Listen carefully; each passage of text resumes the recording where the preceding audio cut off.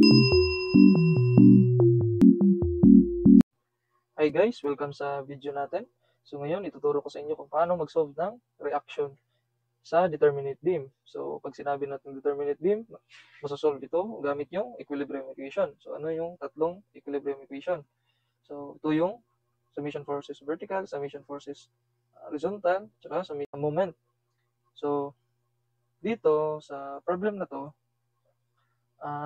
ang first natin i-identify is yung forces na magre-resist dito sa beam.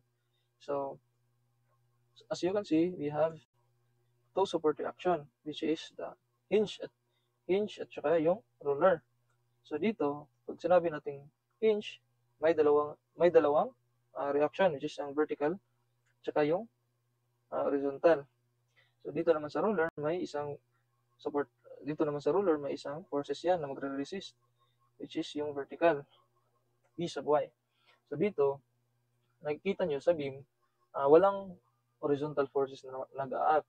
So, ibig sabihin, magiging 0 yung A sub X natin. So, ang isosolve na lang natin is yung dalawang reaction. Vertical reaction, which is yung A sub Y at B sub Y. So, dito, mamimili ka kung saan point ka mag-moment. So, for example, mag-moment ka dito sa B. So, ang makukuha nating reaction, which is yung A sub Y. Kapag mag-moment ka naman dito sa A, ang makukuha nating reaction is yung sa B, which is yung B sub Y. So, ako, mas prefer kong mag-moment dito sa B. So, summation moment at B is equals to 0. Lahat ng clockwise is positive. So, identify natin kung ano yung mag-a-act na force. Yung mga forces. So, first is yung A sub Y. Second is yung uniform distributed load.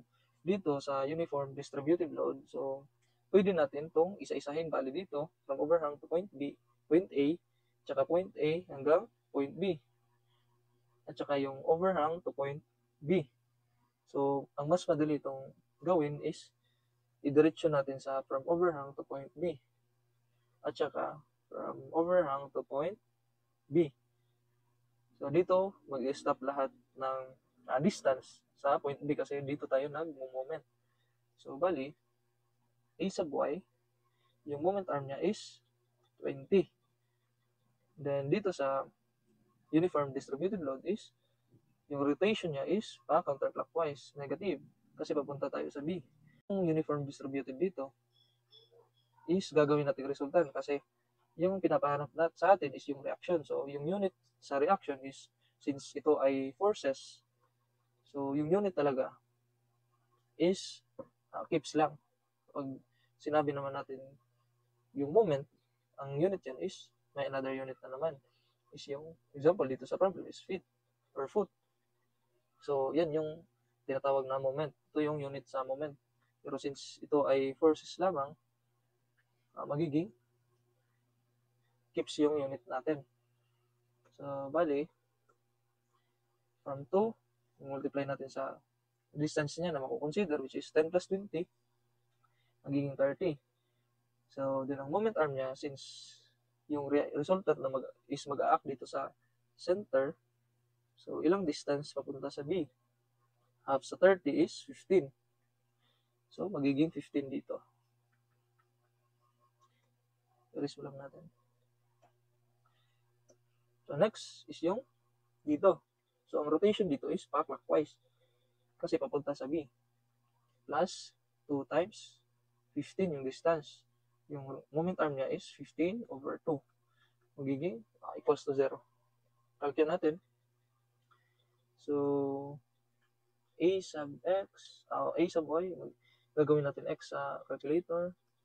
Times 20 minus 2 times 30 times 15 plus 2 times 15 over 2.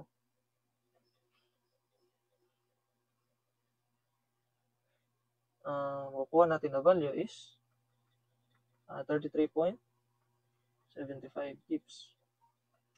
Ito na yung reaction sa vertical reaction sa A. So, sa B naman, aliitin muna natin. Sa B naman, since may value naman yung AY, so kukuha natin yung BY using summation forces, vertical, upward positive. So AY, yung minus 2 times, yung whole length na i-consider natin. Pwede naman itong yung sinabi ko kanina, yung isa-isahin natin from overhang to point A, then point A to point B, then overhang to point B. So, ang pinakamas madali is i-whole span na lang natin yung whole length bali ng beam. So, 10 plus 20 plus 15 equals 45. Same lang yung result niyan kapag i-assign natin. So, ang last is B sub Y is equals to 0. So, substitute natin yung A sub Y, 33.75. B sub Y is equals to 33.75 minus 2 times 45 plus B sub Y equals to 0. Makuha tayo ng 56.25. So, ito na yung answer ito na yung value sa reaction sa B. What the dog doing?